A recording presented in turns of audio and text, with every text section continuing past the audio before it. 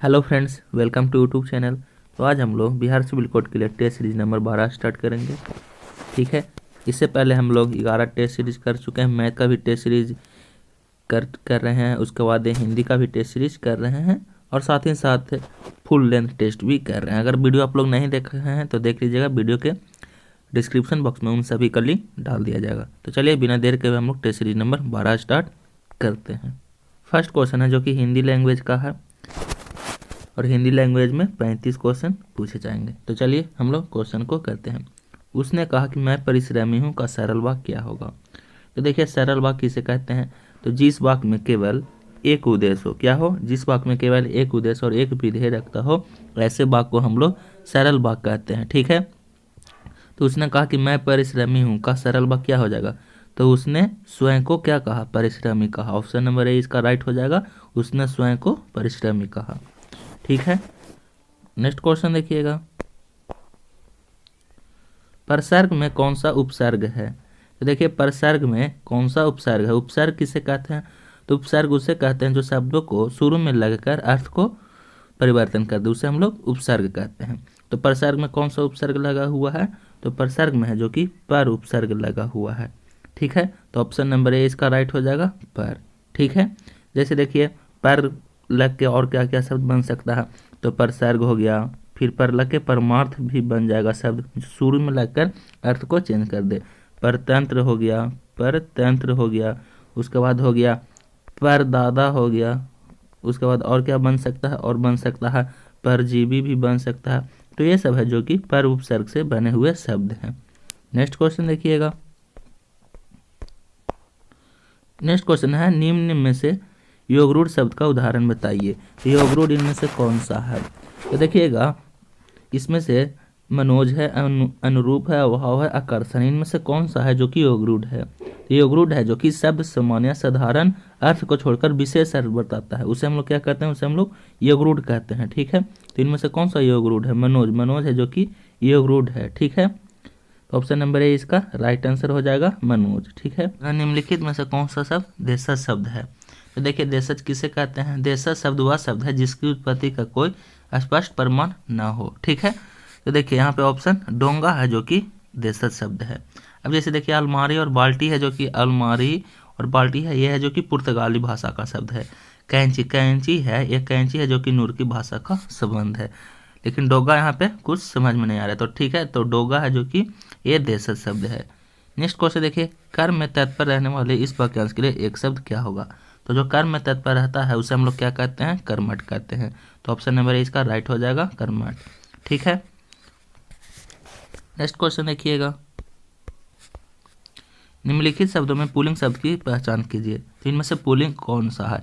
कड़वाहट, चाय, मक्खी, बचपन। पुल्लिंग इसमें से हम लोग को चूज करना है। ठीक है। तो देखिए, यहाँ पे ध्यान दीजिएगा, बचपन है जो कि यहाँ पे पुल्लिंग शब्द है। जैसे देखिए, संस्कृत में लिंग का अर्थ क्या होता है? चिन्ह या स्थान होता है। आपको ध्यान रखना है, संस्कृत में लिंग का अर्थ होता है चिन्ह या फिर स्थान, चिन्ह या फिर स्थान होता है। ठीक है। तो संज्ञा के जिस रूप से किसी जाति का बोध हो उसे हम लोग क्या कहते हैं? लिंग कहते हैं। ठीक है। तो बचपन है यहाँ पे जो कि पुल्लिंग शब्द है। नेक्स्ट क्वेश्चन देखिएगा। दर्शनीय शब्द किस प्रकार के प्रत्यय से बना होता है?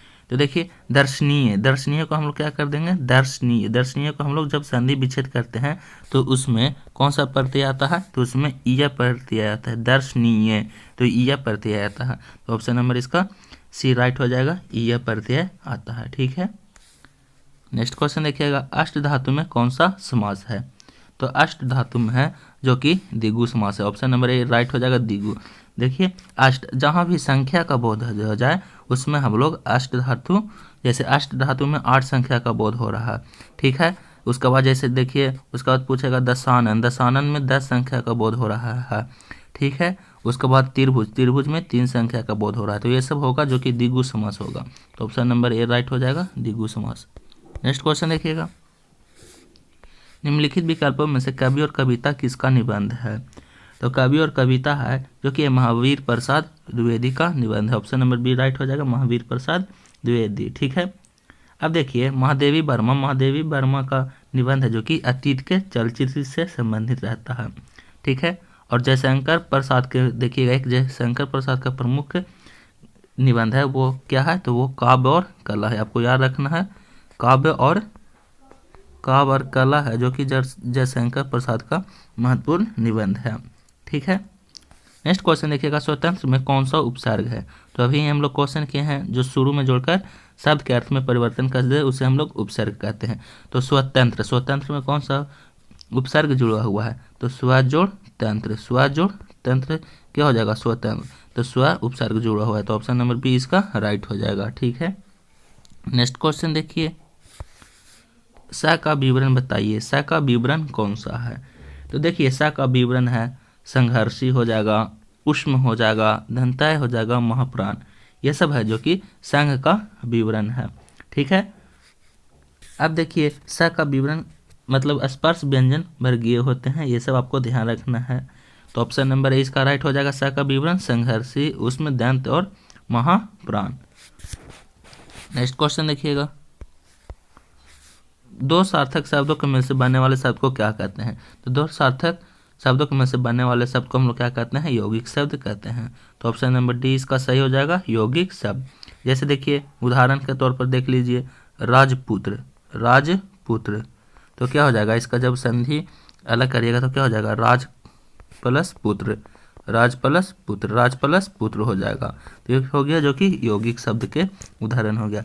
जैसे और हम लोग क्या लिख सकते हैं, पाठशाला का क्या हो जाएगा, संधि विच्छेद, पाठ प्लस शाला। ठीक है, पाठ प्लस शाला हो जाएगा। ठीक है, जैसे जन्मभूमि भी कह सकते हैं, तो जन्म प्लस भूमि, ये सब जो कि यौगिक शब्द का उदाहरण है। तो ऑप्शन नंबर डी इसका राइट हो जाएगा। निम्न में से रूढ़ शब्द का उदाहरण बताइए। इनमें से रूढ़ शब्द कौन सा है। तो देखिए पान है जो कि यहाँ पे रूढ़ शब्द है।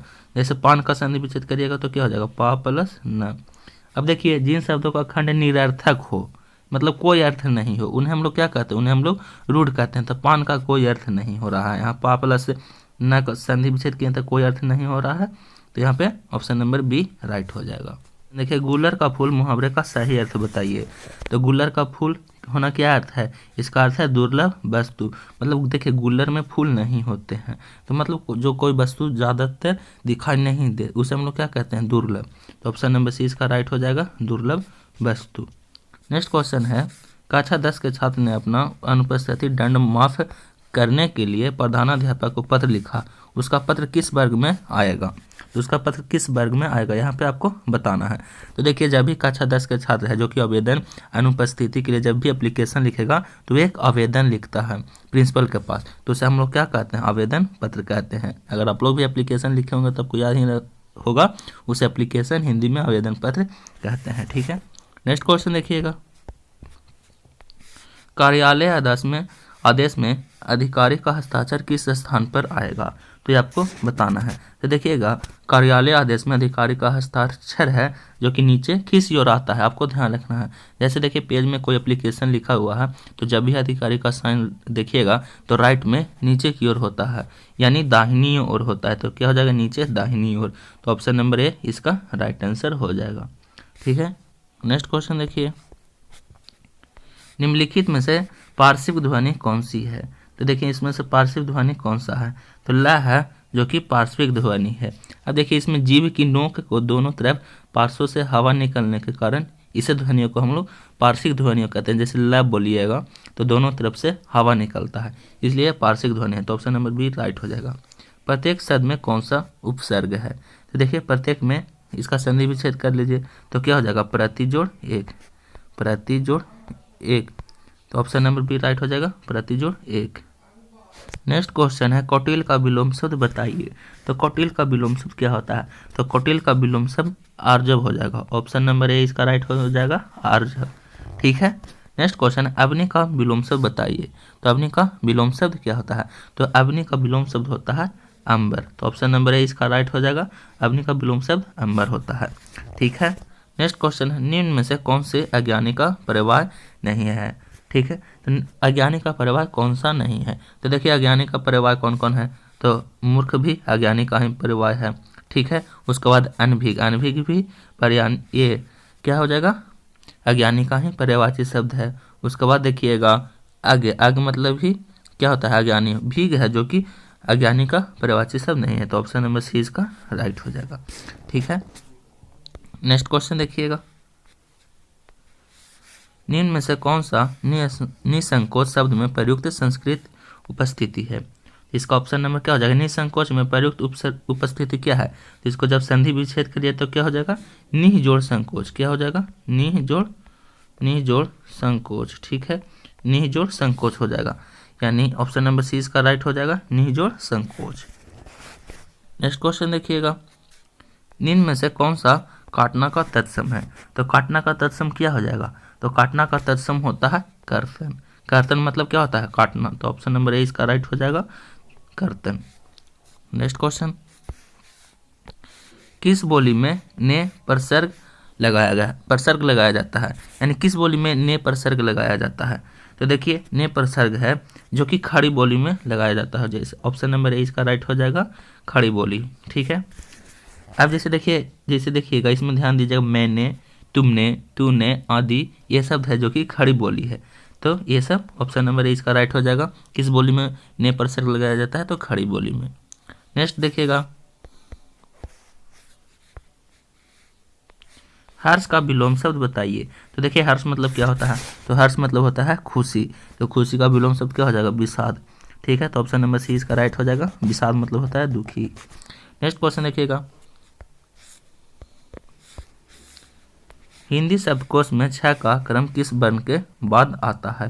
तो देखिएगा, हिंदी शब्द के कोश में जो कि छ का क्रम किसके बाद आता है, तो का के बाद आता है, तो ऑप्शन नंबर सी इसका राइट हो जाएगा, का के बाद। नेक्स्ट क्वेश्चन देखिएगा, स्टेशन किस भाषा का शब्द है? तो स्टेशन है जो कि ये अंग्रेजी शब्द का भाषा। देखिए, स्टेशन को हम लोग स्टेशन ही कहते हैं। ठीक है, तो स्टेशन है जो कि अंग्रेजी भाषा का शब्द है, तो ऑप्शन नंबर डी इसका राइट हो जाएगा, अंग्रेजी। नेक्स्ट क्वेश्चन है, जो समाप्त हो गया हो के लिए एक शब्द बताइए। तो जो समाप्त हो गया उसे हम लोग क्या कहते हैं, जो समाप्त हो गया उसे हम लोग इति श्री कहते हैं, और जो शुरू हो गया उसे हम लोग क्या कहते हैं, उसे हम लोग श्री गणेश कहते हैं, उसे हम लोग क्या कहते हैं, श्री गणेश। और जो समाप्त हो गया है उसे इति श्री, तो ऑप्शन नंबर बी इसका राइट आंसर हो जाएगा, इति श्री। और इति श्री का उल्टा शब्द क्या हो जाएगा, श्री गणेश होता है। आदि का उल्टा शब्द अंत होता है। नेक्स्ट क्वेश्चन देखिए, जो लुप्त हो गया हो के लिए एक शब्द बताइए। तो जो लुप्त हो गया है उसे हम लोग क्या कहते हैं, उसे हम लोग विलुप्त कहते हैं, तो ऑप्शन नंबर 20 का राइट हो जाएगा, विलुप्त। नेक्स्ट क्वेश्चन देखिएगा, अर्थ के आधार पर शब्द कितने प्रकार के होते हैं? तो अर्थ के आधार पर शब्द है जो कि 2 प्रकार के होते हैं। कौन कौन होता है? तो एक होता है सार्थक शब्द और एक होता है निरर्थक शब्द। ठीक है, तो सार्थक और निरर्थक, तो ऑप्शन नंबर सी इसका राइट हो जाएगा। अब देखिए, कह रहा कि गद्यांश को पढ़कर निम्नलिखित प्रश्नों में सबसे उचित विकल्प कीजिए। तो देखिए, इसका पीडीएफ है जो कि वीडियो के डिस्क्रिप्शन बॉक्स में डाल दिया जाएगा। आप लोग पीडीएफ डाउनलोड करके और इसको गद्यांश को पढ़ के आप लोग खुद से क्वेश्चन करेगा। इसका हम लोग सिर्फ आंसर कर लेते हैं। ठीक है, और ये इसमें क्वेश्चन है जो कि आसान पूछे जाते हैं, जो गद्यांश पढ़िएगा उसी के अंदर आंसर निहित होता है। तो क्वेश्चन कह रहा है, किस पुराण में मनोजन्मन देवता की कथा लिखी है? तो देखिएगा, आपको ध्यान देना है, वामन पुराण में मनोजन्मा की कथा लिखी है। ऑप्शन नंबर डी राइट हो जाएगा। नेक्स्ट क्वेश्चन, भारत को महामानव समुद्र क्यों कहा गया है? तो भारत को महामानव समुद्र क्यों कहा गया है? जातियों की अधिक संख्या होने के कारण इसे महामानव समुद्र कहा गया है। नेक्स्ट क्वेश्चन देखिएगा, हिंदू रीति खाली स्थान उपादानों का मिश्रण है। तो हिंदू रीति है जो कि आर्य तथा आर्येतर के उपादानों का मिश्रण है। ऑप्शन नंबर डी राइट हो जाएगा। नेक्स्ट क्वेश्चन है, मनोजन्मा शब्द का प्रयोग किस देवता के लिए किया गया है?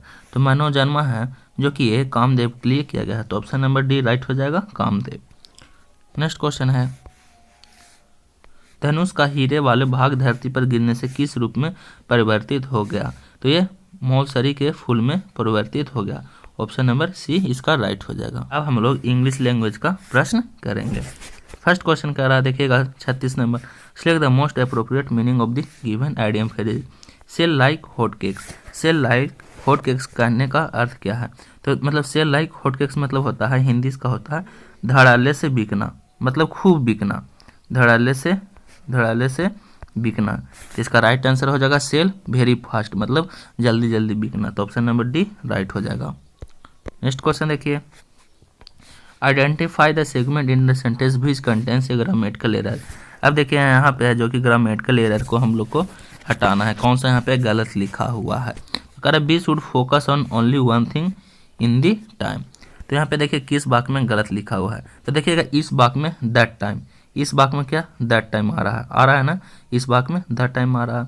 अब देखिएगा आपको ध्यान देना है दैट टाइम का प्रयोग है जो कि एक खास पॉइंट के लिए किया जाता है, तो आप पॉइंट ऑफ टाइम के लिए इन का प्रयोग करें, ना कि एट का प्रयोग भी करना चाहिए। ठीक है, तो यहाँ पे बी है जो कि इन द टाइम नहीं होगा, इन द टाइम नहीं होगा, क्या हो जाएगा एट द टाइम होगा।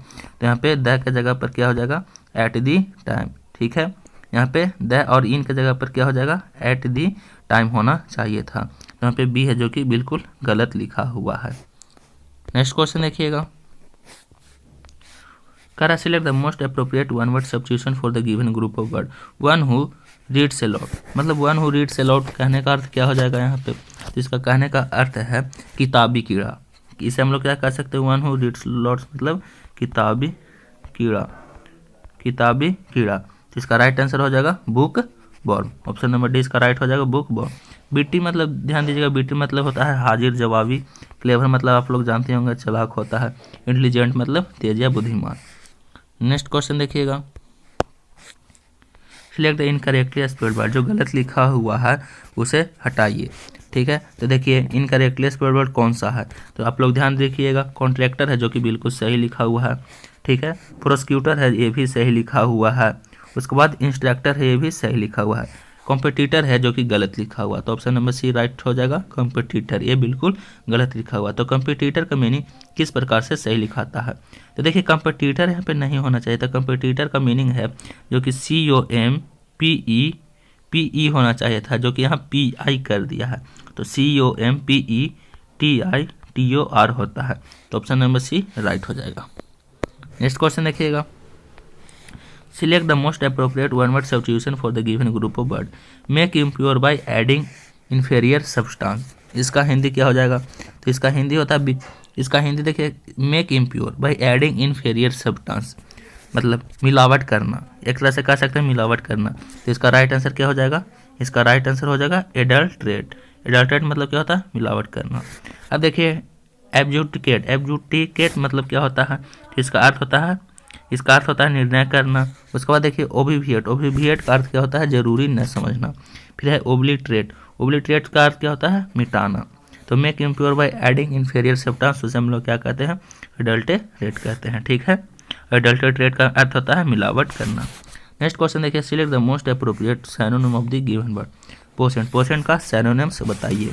तो देखिए पोसेंट मतलब क्या होता है, पोसेंट मतलब होता है शक्तिशाली, शक्तिशाली होता है। ठीक है, इसका अर्थ क्या होता है शक्तिशाली, इसका अर्थ शक्तिशाली होता है। तो इसका क्या पूछ रहा है, इसका सिनोनिम्स पूछ रहा है।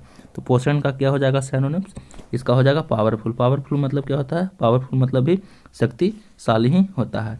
ठीक है, इसका और सिनोनिम्स क्या हो जाएगा पोसेंट का, द स्ट्रॉन्ग, स्ट्रॉन्ग मतलब भी शक्तिशाली या मजबूत कह सकते हैं।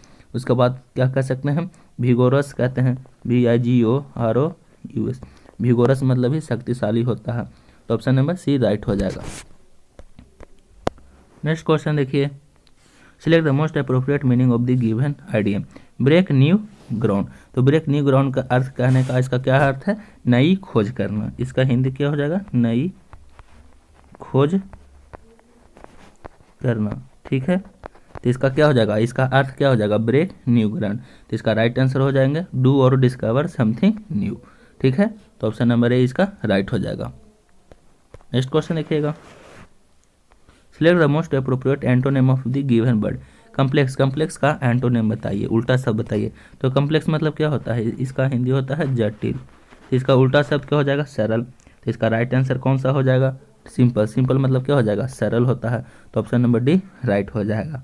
इसका और एंटोनिम क्या हो जाएगा कम्प्लेक्स का, देखिए सिंपल का और सैनोनिम्स कह सकते हैं, फिर कम्प्लेक्स का एंटोनिम। तो इसका क्या हो जाएगा सिंगल हो जाएगा।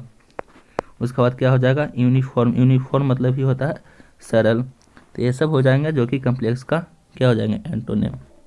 नेक्स्ट क्वेश्चन देखिएगा, select the most appropriate synonym of the given word. लिम्पिड, लिम्पिड का सैनोनिम्स बताइए। ठीक है, तो लिम्पिड का हिंदी क्या होता है, इसका हिंदी है निर्मल, स्पष्ट या फिर निर्मल।